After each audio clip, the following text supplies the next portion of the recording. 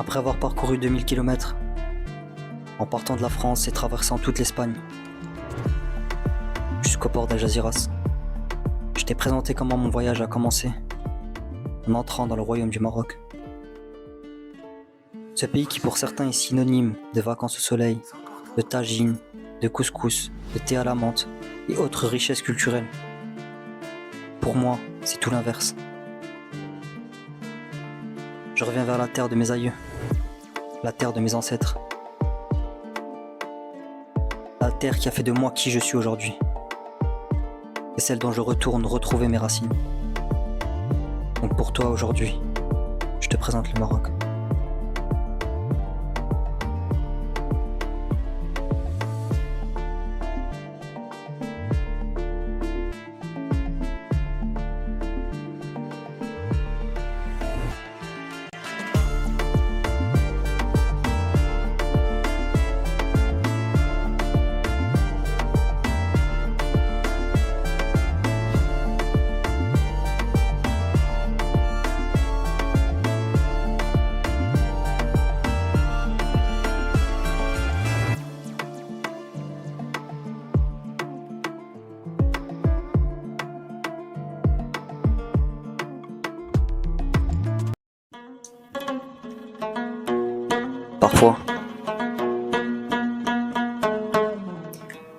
Parfois on roule pendant des heures, sans savoir où aller,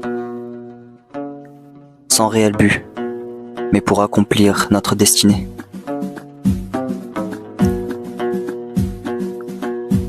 Dans notre quête du voyage,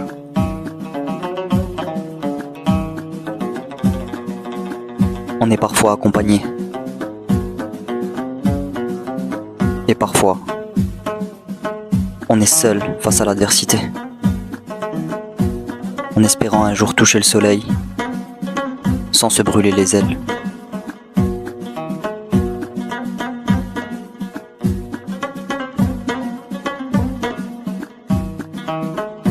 Croyez-moi, le voyage en vaut la chandelle.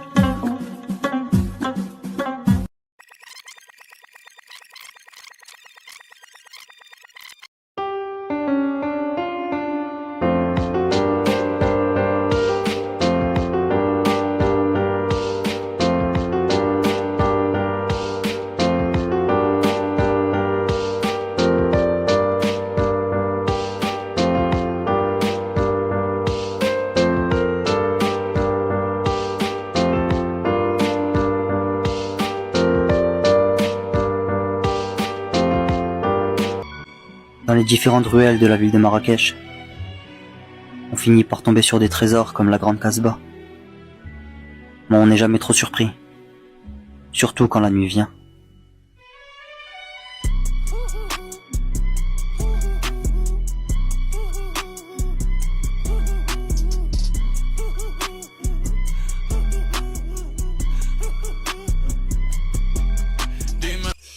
Hey yo yo les potos, c'est Pépito, j'espère que vous allez bien.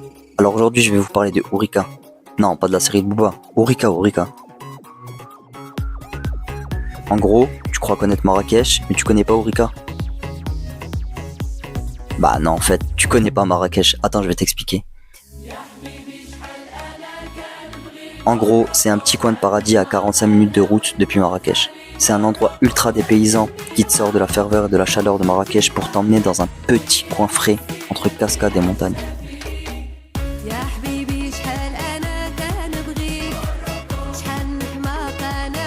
Les gens qui vont visiter Ourika savent que c'est un endroit où tu seras entièrement dépaysé et ultra relaxant.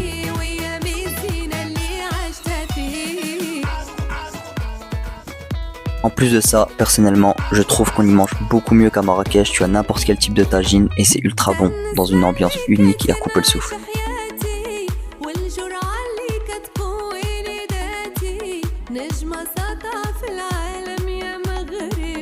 Tu connaissais Ourika toi ?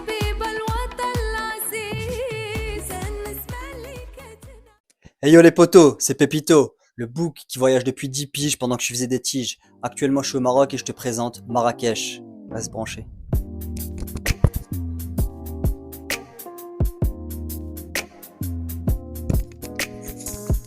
Alors il y a un truc méga important à savoir sur Marrakech, c'est que souvent on met beaucoup de fame autour de Marrakech, mais les gens oublient qu'il y a des incontournables. Et voilà 3 choses à savoir sur Marrakech.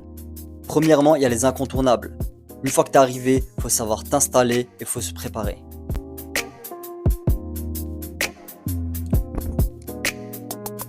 Le truc le plus important en fait, c'est que souvent, tu as des personnes qui vont à Marrakech puis qui restent dans des complexes hôteliers ou dans des hôtels. À la rigueur, j'ai rien contre ça, mais si c'est pour rester dans un hôtel, en vrai, reste dans ton pays.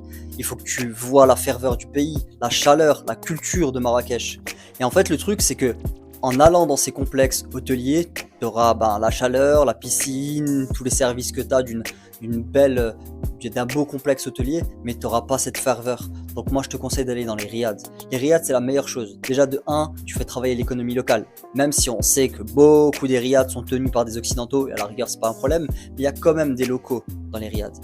De 2, c'est ultra important de comprendre que la richesse de Marrakech à travers ces riads fait partie de la culture et de l'histoire de Marrakech.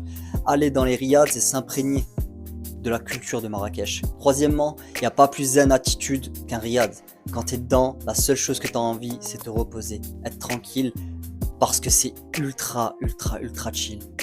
Après attention, je dis pas que les hôtels c'est pas bien, je dis pas que les hôtels faut pas y aller, etc.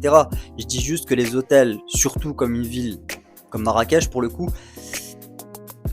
tu vas pas profiter à 100%, très honnêtement. Sachant qu'en plus certains hôtels sont un petit peu excentrés des grandes places style Jemaa el-Fna ou d'autres grandes places, ou même du souk ou de la Grande Casbah. Donc franchement ça sert à rien. La plupart des riads sont à l'intérieur de la ville et te donnent vraiment l'ambiance de Marrakech. Il y a un autre point aussi pour ton arrivée qu'il faut vraiment que tu prennes en compte, c'est ta voiture. Si maintenant tu es véhiculé, que tu fais un road trip en fait au Maroc, sache que c'est quasi pas possible en fait de rentrer avec ta voiture dans Marrakech. Enfin c'est pas possible en fait, je te dis quasi pas possible mais c'est pas possible. Tu peux pas rentrer en fait à Marrakech avec ta voiture, c'est aussi clair que ça. Donc tu as 2 solutions, soit tu trouves un parking assez loin et tu dois y aller à pied pour aller jusqu'à ton riad, ou la deuxième solution c'est de venir soit en train soit en car. Mais la voiture tu auras du mal en fait à rentrer, je sais pas moi, près de la Casbah ou aller dans certains riads qui sont vraiment à l'intérieur de Marrakech ou près de la mosquée Koutoubia ou ce genre de choses. Donc si tu es en voiture, évite de trop on va dire avoir espoir de rentrer dans certaines ruelles pénombres de la ville de Marrakech. Deuxième chose à savoir super importante, c'est qu'en vrai Marrakech, la chaleur de Marrakech se ressent la nuit. La chaleur de Marrakech se ressent la nuit. Si tu veux vraiment kiffer, si tu veux sentir la chaleur de Marrakech, c'est pas en journée, c'est la nuit. Tout le monde sort la nuit. En journée, il fait tellement chaud que la plupart des gens soit se reposent, soit sont dans les piscines ou dans les complexes hôteliers comme je l'ai dit avant. Mais la plupart des gens ne sortent pas en journée, c'est la nuit qu'ils sortent. Et là, il y a quelque chose d'ultra magique. Tu te retrouves avec des milliers de personnes à place Jemaa el-Fna, qui est la grande place de Marrakech, avec une ferveur, une chaleur, avec des fumées qui sortent, des spectacles, mais c'est juste à couper le souffle. La deuxième des choses, c'est que quand tu arrives à Marrakech, les différents monuments que tu vas pouvoir voir comme, je sais pas moi, la mosquée Koutoubia, la Grande Casbah, tout ça, la nuit, c'est magique, tout ça change. T'as une autre vision, t'as une autre vue de Marrakech, et c'est là que ça devient intéressant. Tout est illuminé, tout le côté ocre que tu peux voir en journée disparaît et laisse place à des lumières qui vont mettre en avant certains monuments ou certaines places, style place Jemaa el-Fna. Il y a un truc aussi super important, c'est que la nuit, il faut prendre de la hauteur. Il y a beaucoup de rooftops, il y a beaucoup de restaurants qui sont en hauteur, donc n'hésitez pas à y aller. Il y a des vues juste incroyables sur les grandes places de Marrakech, sur ce qu'on peut voir en fait en hauteur. On peut voir par exemple la mosquée Koutoubia, elle se voit de très loin, ou en tout cas la tour de la mosquée Koutoubia se voit de très loin et c'est juste magnifique de la voir depuis la hauteur. Donc je vous conseille à fond. Troisième incontournable, c'est Ourika. J'ai fait quelques vidéos, quelques posts sur Ourika parce que les gens en vrai ne connaissent pas Ourika. Les gens connaissent Ourika à travers la série de Booba. Quand tu leur dis Ourika, ils te disent c'est la série à Booba. Non, pas du tout. Ourika, c'est à 45 minutes de Marrakech, de préférence en voiture parce que franchement, si tu pars avec un car ou un taxi, ça va être une petite galère, mais de préférence avec une voiture personnelle. C'est à 45 minutes de Marrakech. Tu sors en fait de Marrakech et tu sors de cette chaleur qui parfois elle devient étouffante et tu vas en fait dans un coin un petit peu montagneux qui vient de redonner un petit peu d'air fraîche et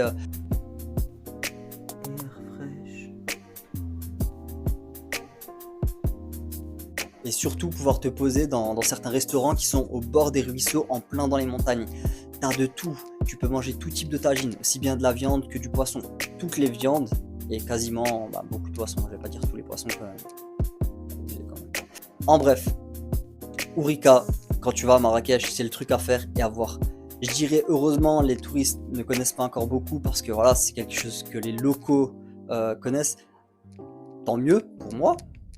Tant mieux. Pour ceux qui veulent en connaître plus sur vraiment la culture marocaine et la culture qu'il y a autour de Marrakech, Ourika c'est vraiment le bon endroit et c'est vraiment un très très très bel endroit.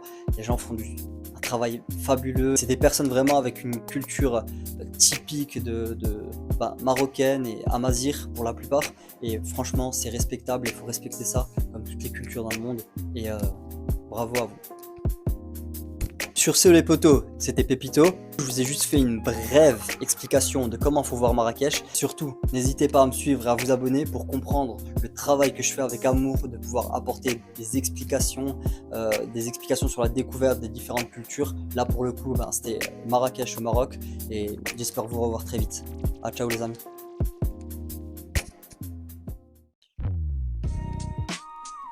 Hey yo les potos, c'est Pépito, le bouc qui voyage depuis 10 piges pendant que je faisais des tiges. Alors tu me crois si je te dis que Marrakech, capitale du Maroc, que Yves Saint Laurent a un lien ultra fort avec Marrakech, et que Marrakech également cache un trésor qu'aucun autre pays ne peut détrôner. Tu sais de quoi je parle? Non? Je t'explique, reste branché. Alors je sais que ça fait cliché, je sais que c'est un peu relou toujours de le redire, mais si t'es pas abonné, abonne-toi s'il te plaît. Si t'as pas encore liké, like s'il te plaît. Et si la vidéo est intéressante, partage-la avec un ami à qui ça peut intéresser. Je te remercie. Alors tout d'abord, Marrakech, capitale du Maroc. Tout d'abord, en fait, pourquoi Marrakech, capitale du Maroc? Marrakech, sous la dominance des Almohades et des Saadiennes, donc des Almoravides et des Saadiens, Marrakech était la capitale centrale du Maroc. Le royaume à cette époque-là, il descendait jusqu'au Sénégal quasiment, et il montait jusqu'en Andalousie. À l'est, il s'étendait un peu plus que Oran et Tlemcen. Et t'avais Sidi Massa qui était l'une des plaques tournantes du commerce entre l'Andalousie, l'Afrique subsaharienne et le Moyen-Orient. C'était vraiment Sidi Massa, comment est-ce que je pourrais expliquer, c'était la plaque tournante de l'or, surtout de l'or. Donc Sidi Massa, si je veux un petit peu expliquer, aujourd'hui c'est comme un peu en verre pour les diamants, c'est exactement la même chose, elle a le même impact. À cette époque-là, c'était vraiment tout le monde venait commercer là-bas, et la spécialité c'était l'or, parce que l'or venait de l'Afrique subsaharienne pour remonter jusqu'à Sidi Massa, et tout était centralisé à Marrakech. Marrakech était la capitale du Maroc à cette époque-là, c'était pas Rabat. Deuxième fait assez fou, c'est que Yves Saint Laurent a un lien ultra fort avec Marrakech. Tu me diras comment ça se fait que Yves Saint Laurent rentre dans l'histoire de Marrakech. Alors c'est tout bête. En fait, les jardins Majorelle, qui sont un incontournable de Marrakech et que je vous conseille d'aller voir, en fait, les jardins Majorelle appartiennent à l'association Pierre Berger. Et l'association Pierre Berger, c'est Yves Saint Laurent. Yves Saint Laurent lui-même, qui avait lancé la construction des jardins Majorelle, qui était tellement tombé sous le charme en fait de Marrakech et de la ville Ocre, qu'il en a fait en fait un lieu pour lui et qu'il a laissé en visite pour les touristes. Troisième fait incontournable, c'est le trésor que cache Marrakech. En fait, j'exagère un tout petit peu quand je dis que Marrakech a un trésor. C'est pas vraiment un trésor, c'est un trésor au niveau du patrimoine et de l'histoire. En En fait, le souk de Marrakech est le souk le plus vieux au monde. Il n'y a aucun autre souk au monde qui est aussi vieux. Il a plus de 1000 ans, si je ne me trompe pas. Et donc, c'est le souk qui détrône tous les autres, tous les autres marchés ou souks du monde entier. Et juste pour ça, ça reste un incontournable à faire et à voir. Parce que dans les ruelles, à chaque fois, on trouve des surprises à chaque coin de rue dans Marrakech. C'est pour ça qu'il est intéressant, en fait, le souk de Marrakech, plus qu'aucun autre souk, d'ailleurs au Maroc, mais plus qu'aucun autre souk dans le monde. Donc je te remercie en tout cas d'avoir pris le temps de regarder cette vidéo. Maintenant tu sais ce que tu as à faire, abonne-toi, like, partage la vidéo à un pote à qui ça peut intéresser. Et bien évidemment, on se retrouve très vite. A plus les pépites.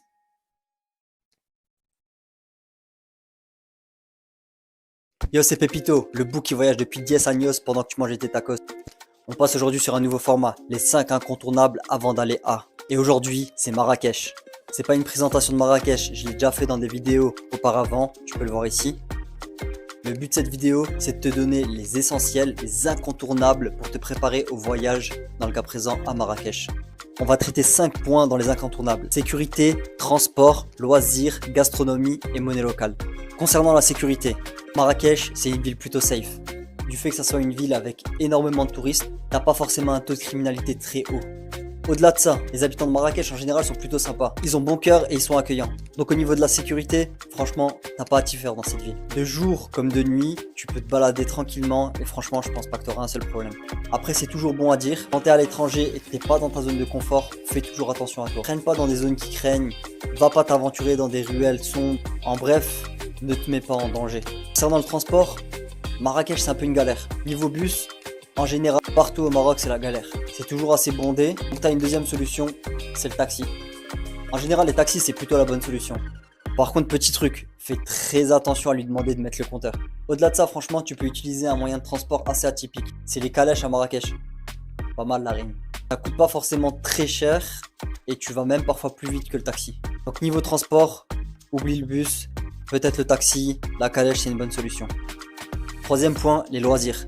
Marrakech est connu pour toutes ses activités et les loisirs qu'on peut y faire. En termes d'activités, t'as l'embarras du choix. Tu peux aller te détendre et aller faire un hammam. Tu peux aller faire des activités un peu plus sportives, style buggy, quad ou même chameau. Tu peux aussi aller faire une petite excursion à Ourika, dans les montagnes. J'ai fait une vidéo d'ailleurs sur ça. Aussi, il y a énormément de musées à faire. Comme Marrakech était l'ancienne capitale des anciens royaumes, il y a énormément d'histoires dans cette ville à connaître. Il fait très chaud aussi sur Marrakech, donc t'as énormément de piscines, aquaparks. Le plus intéressant, c'est le soir. À Place Jemaa El Fna, t'as énormément de monde.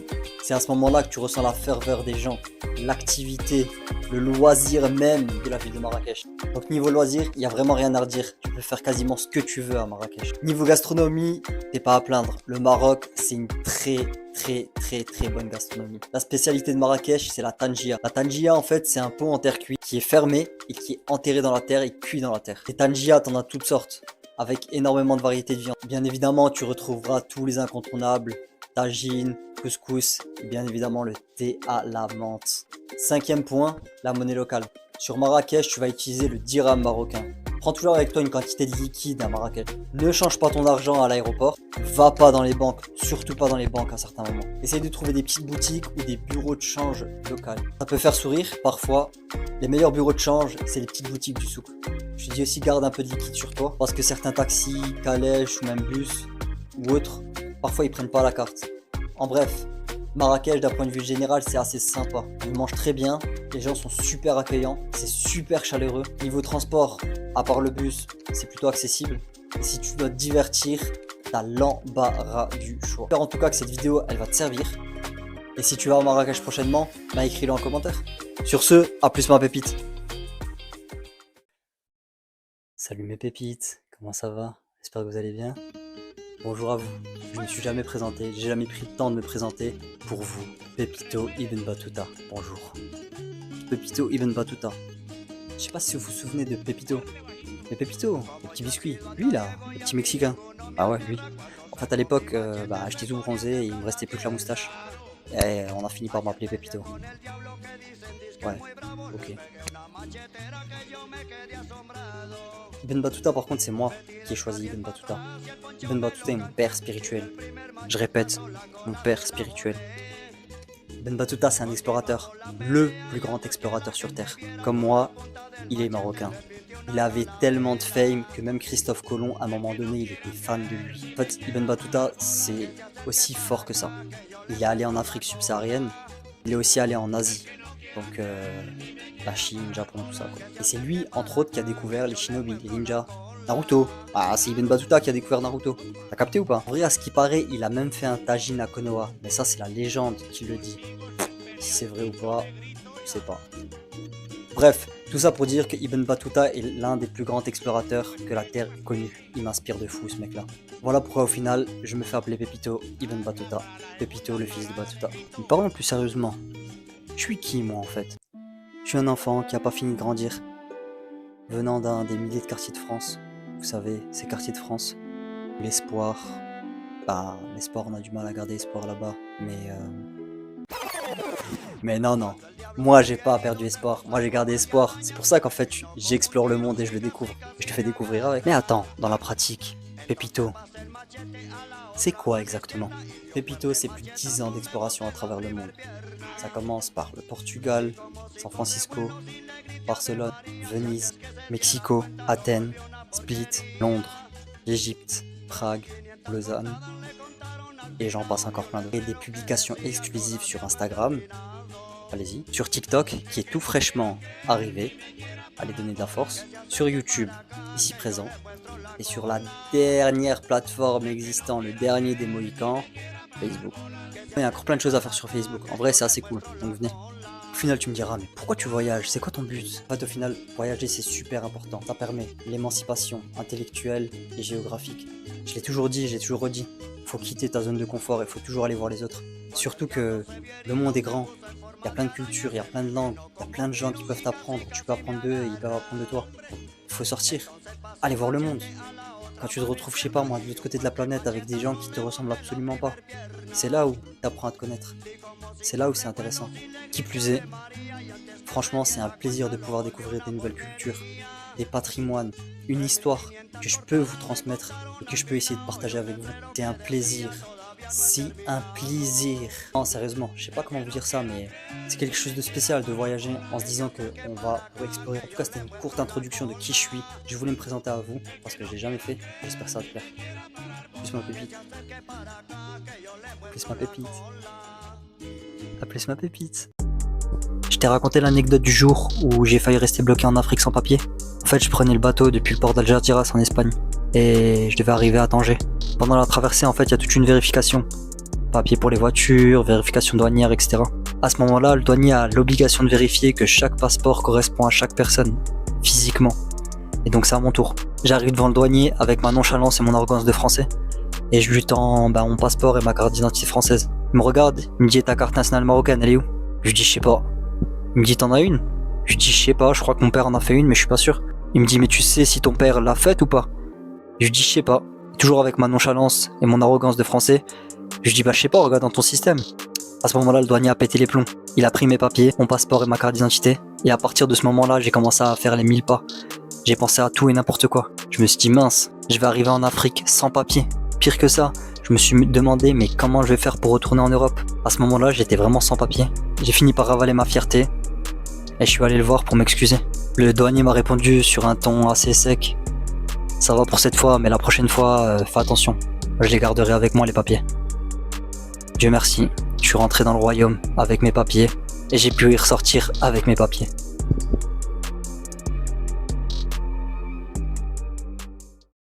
J'ai toujours dit que Casablanca ça ressemblait un peu à Mexico. Mais il y a des jours qui ne ressemblent pas aux autres. Le vendredi à Casa. C'est très spécial. Tout le monde n'a qu'une seule direction. Et oublie ce qu'il était en train de faire. Pour quelque chose de beaucoup plus beau, de beaucoup plus important, de beaucoup plus grand. C'est tellement magique de voir cet instant, de voir l'instant où tout le monde se dirige vers quelque chose de beaucoup plus grand. Je sais pas si tu as déjà vécu ça, mais c'est spécial, très spécial. Hey yo yo yo, c'est Pépito, le bouc qui voyage depuis 10 piges pendant que tu faisais des tiges. Alors, aujourd'hui tu vas pas me croire, mais bon je vais essayer quand même. Si je te dis qu'il y a une mosquée qui est posée sur l'océan, avec un minaret qui touche le ciel, et qui plus est, avec un toit ouvrant. Tu vas me dire arrête, reste si je vais t'expliquer tout ça. Alors, avant de commencer, on l'a dit, on l'a redit et on l'a redit, abonne-toi, like, commente. Toi, ça te prend 30 secondes, moi, ça m'aide. Merci. Avant de commencer, il y a un petit fun fact. Il faut savoir que la mosquée Hassan II, c'est pas la première mosquée Hassan II. En tout cas, c'est pas la première qui se nomme Hassan II. La première mosquée Hassan II, en fait, elle est à Libreville, au Gabon. En fait, elle a été faite pour les relations amicales qu'il y a entre le Gabon et le Maroc pour le roi Hassan II. Donc la première mosquée Hassan II est à Libreville. Alors littéralement, il y a une mosquée qui est posée sur l'eau. La mosquée qui est posée sur l'eau, c'est la mosquée Hassan II, comme vous le savez très bien. La construction de la mosquée en fait Hassan II a dû récupérer 15 hectares sur l'océan Atlantique. Ouais, t'as bien entendu, 15 hectares sur l'océan Atlantique. C'est ça qui est dingue. C'est-à-dire que les fondations, enfin en tout cas, partie des fondations qui ont été mises pour la construction sont sur l'eau. C'est dingue, ouais, je sais. Le feu roi Hassan II avait deux volontés pour cette mosquée. La première, c'était de mélanger tous les éléments, ou en tout cas d'intégrer les éléments de vie, l'eau, la terre, le feu, l'air, dans cette mosquée. Et il l'a vraiment bien fait. Elle a été construite de manière minutieuse. Tous ces éléments-là ont été intégrés en fait à la mosquée. On le verra un peu plus tard aussi dans la vidéo. Sa deuxième volonté était beaucoup plus spirituelle, donc liée à Dieu. Et donc en fait il y a un verset dans le Coran de la sourate 11 verset 7 qui dit que le trône de Dieu est sur l'eau. Pour créer un édifice à la hauteur de Dieu, il a voulu qu'une partie de l'édifice soit sur l'eau. Et donc sur la construction propre, c'est les Français qui sont venus donner un coup de main. C'est l'architecte Michel Pinceau qui est venu donner un coup de main avec son cabinet, et le groupe Bouygues. Ils sont venus aider les artisans, et en tout cas pour le gros œuvre, ça a été vraiment titanesque parce que c'est 3600 personnes qui ont travaillé 7 jours sur 7, 24 heures sur 24 pendant 17 mois. 17 mois pour faire les grosses œuvres, et après ils sont passés en fait petit détail je dirais pendant les 5 prochaines années de sa construction. Une mosquée avec un minaret qui touche le ciel. On va juste définir ce que c'est qu'un minaret. Peut-être que tout le monde ne sait pas ce que c'est qu'un minaret. Le minaret, c'est la tour qui est assemblée en fait au bâtiment de la mosquée. À l'époque, ou même encore aujourd'hui, le minaret servait en fait à ce que le mueddin, celui qui fait l'appel à la prière, puisse se mettre au-dessus pour appeler les différents fidèles à venir à la prière, à l'heure de la prière tout simplement. Le minaret, il est juste monstrueux pour la mosquée Hassan II. Il est monstrueux, il fait 210 mètres de haut. C'est 210 mètres de haut qui sont gigantesques. Jusqu'à peu, c'était le minaret le plus grand du monde. Pour les personnes qui se sont approchées de la mosquée Hassan II, ce minaret est juste incroyable. Quand on s'approche, il y a juste une sensation de grandeur, de vertige, tellement elle est haute. Les 4 côtés du minaret sont entièrement remplis de mosaïques, du savoir-faire marocain, en tout cas de mosaïques vertes. Tout en haut du minaret, à la pointe du minaret, il y a un laser en fait qui pointe en direction d'un Mecque. Quand on le sait pas et qu'on le voit pour la première fois, on se demande qu'est-ce que c'est que ce truc. En fait, c'est le laser qui pointe en direction de la Mecque pour donner la direction de la prière. Donc ce laser est tellement puissant, ce faisceau lumineux est tellement puissant qui va jusqu'à 30 km de distance. Oui, 30 km. C'est juste un minaret juste magnifique. L'heure est venue de parler de la mosquée décapotable. Bon, j'abuse un petit peu. Décapotable, on va peut-être pas abuser, on va garder du respect, mais c'est un petit peu pour rire.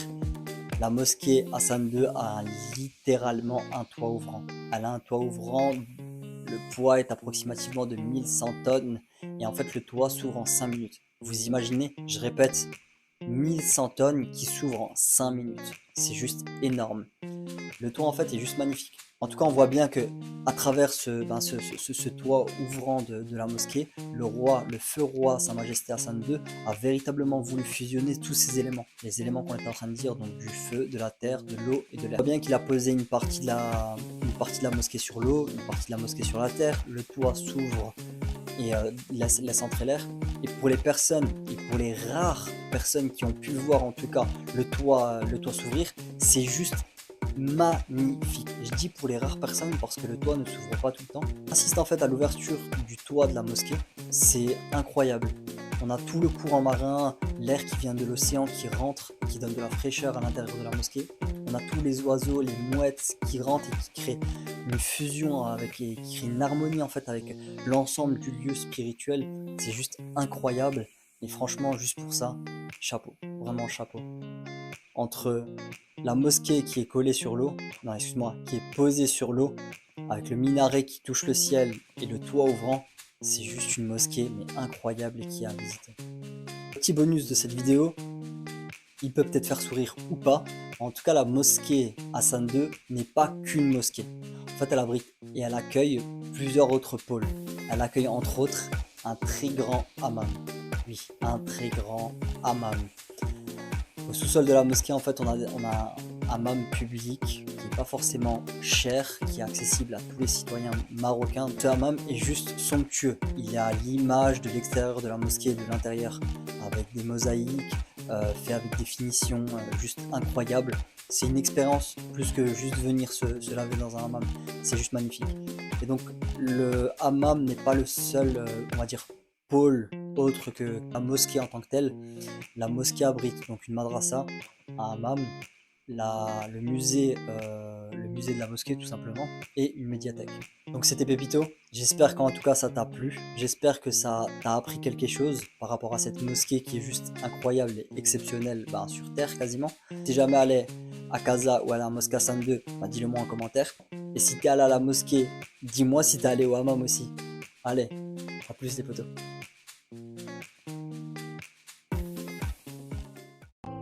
Hey yo, est-ce que t'as déjà vu une mosquée posée sur l'océan, avec un minaret qui touche le ciel, et en prime une mosquée avec un toit ouvrant?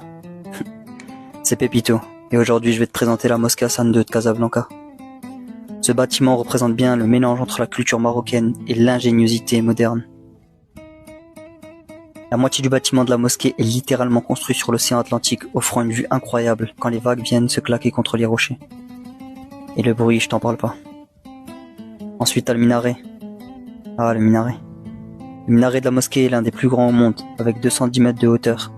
Il touche quasiment les nuages et offre une vue incroyable depuis toutes les hauteurs de la ville de Casa. Et peut-être même plus, qui sait. Il y a vraiment quelque chose qui est surprenant lorsqu'on est à l'intérieur de la mosquée. C'est son toit qui s'ouvre. Il y a une vraie fusion entre les oiseaux qui rentrent depuis les hauteurs et la sérénité du lieu en lui-même. Donc au final, la mosquée Hassan II, c'est juste un bâtiment intemporel qui représente et symbolise la culture moderne. Si tu n'as pas encore visité Casablanca ou même la mosquée Hassan II, c'est vraiment le moment. Et si tu as déjà visité, dis-moi, t'en as pensé quoi toi?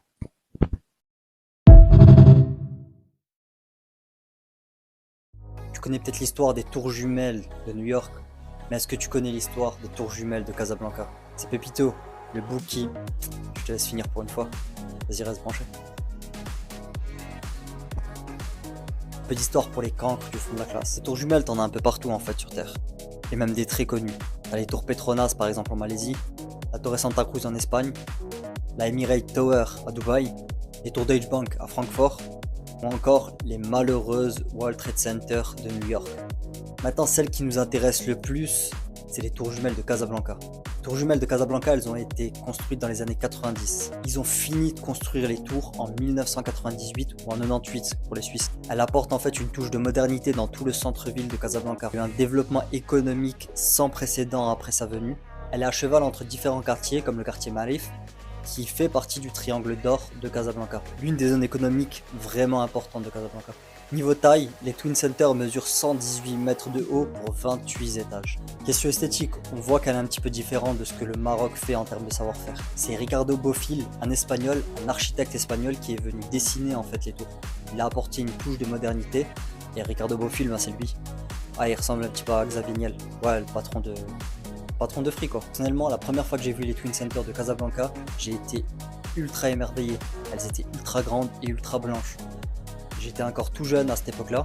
Pour moi, en fait, c'était un peu les tours qu'on aurait pu voir en fait dans les séries américaines, style Manhattan, toutes ces choses-là.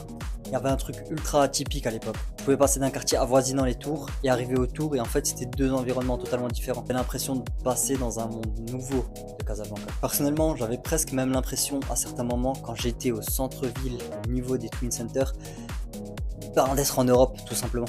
Il faut savoir que les Twins de Casablanca abritent énormément de choses. Un centre commercial, des locaux commerciaux, des restaurants, des cafés, des bureaux.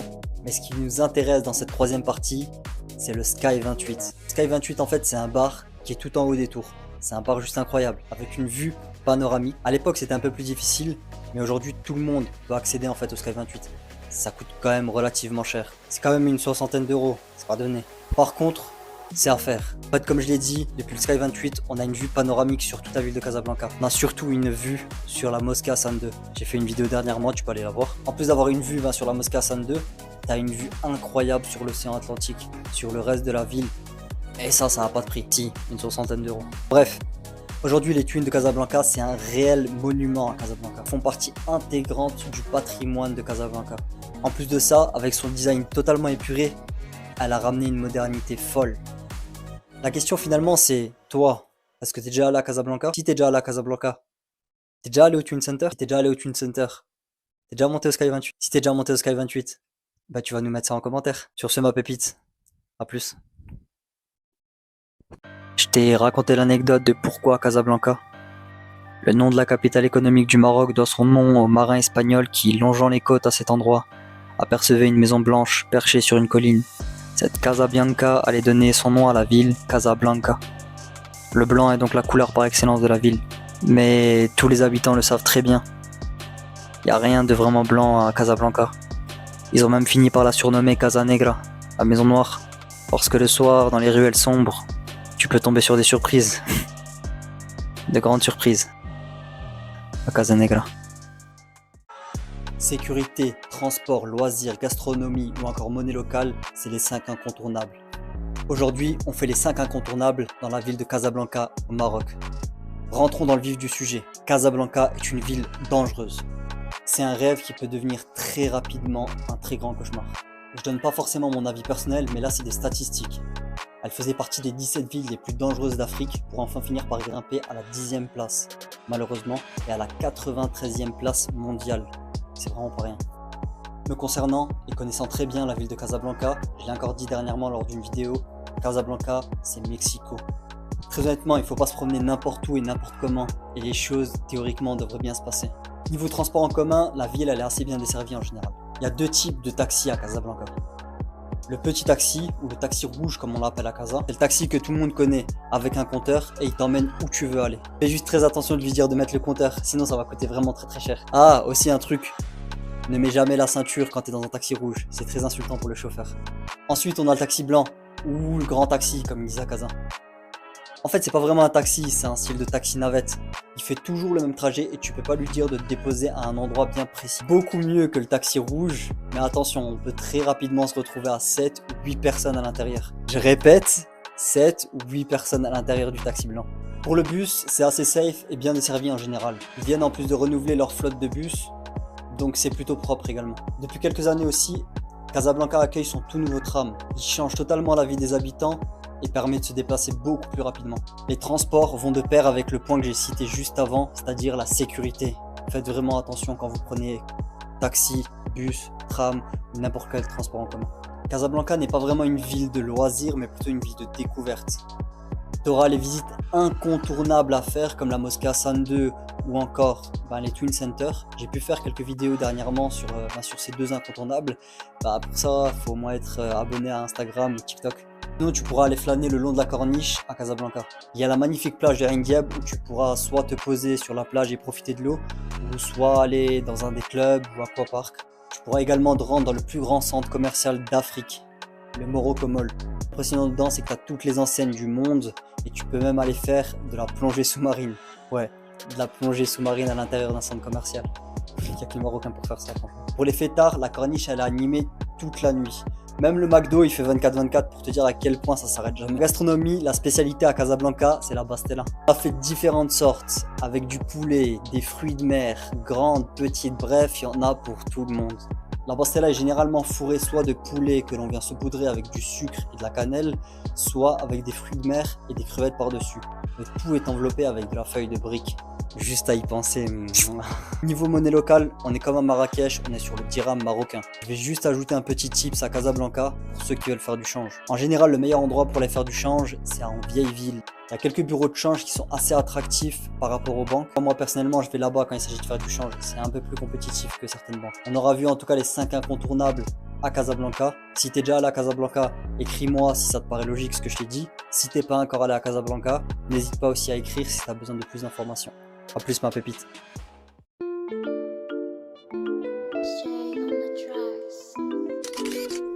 Et voilà, après 2 mois passés au Maroc, c'est la fin. On fait demi-tour et on retourne d'où l'on vient.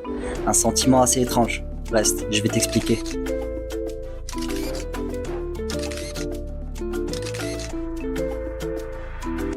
Toute chose a une fin, et il faut savoir l'accueillir avec amour et délicatesse.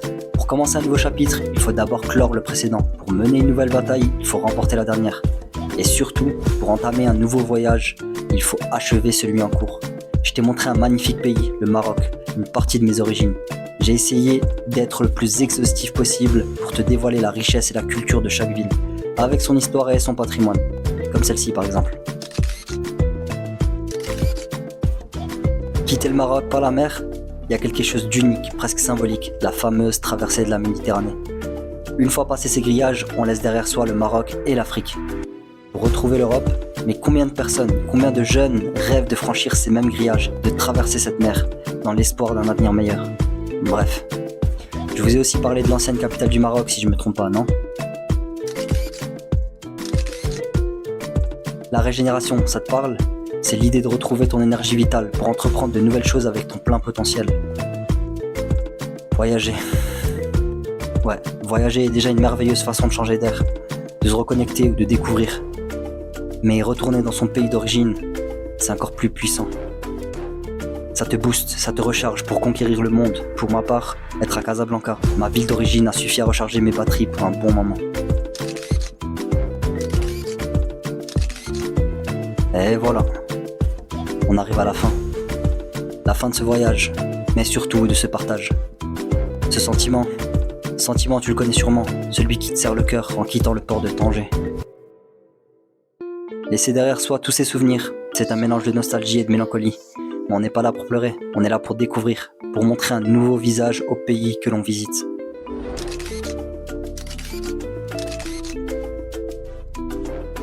Je tiens à remercier toutes les personnes qui ont joué le jeu, qui ont donné un peu de force pour ce voyage, qui me tenaient à cœur. En Californie, on dit qu'il ne suffit pas de gagner, il faut gagner avec panache. Moi je dis qu'il ne suffit pas de finir, il faut finir avec panache. Tu sais quoi? Le plus excitant n'est peut-être pas d'entrer dans un pays, mais de le quitter, en emportant tous les souvenirs et l'expérience qu'il t'a donné. Quand je te dis que je suis surboosté pour te montrer de nouvelles merveilles, tu me crois pas, hein? Alors reste connecté et abonne-toi, car l'Odyssée de Pépito arrive très bientôt.